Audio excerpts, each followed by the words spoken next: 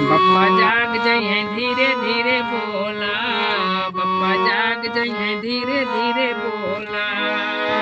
दिलवा में है धड़का सोला, दिलवा में है धड़का सोला।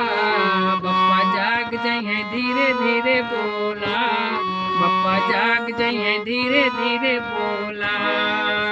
राज कवन बाते रानी खोला, राज कवन बाते रानी खोला। बप्पा जाग जइहे धीरे धीरे बोला, बप्पा जाग जइहे धीरे धीरे बोला। ढेर दिन से मिले तू अइलो न गोरी, सच्चो बतावा रहे कवन मजबूरी। और कैसे बताई सुना हमर बाबू, कुछ दिन औरी रख दिलवा पे काबू। लागत बाटे देते हऊ बोला, लागत बाटे देते हऊ तू बोला।